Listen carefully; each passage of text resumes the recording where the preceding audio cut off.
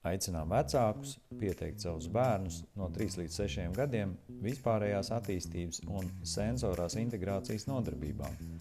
Mūsu izstrādātās vispārējās attīstības nodarbības ir strukturētas un veidotas, lai veicinātu bērnu kognitīvo, fizisko, emocionālo un sociālo prasmju attīstību.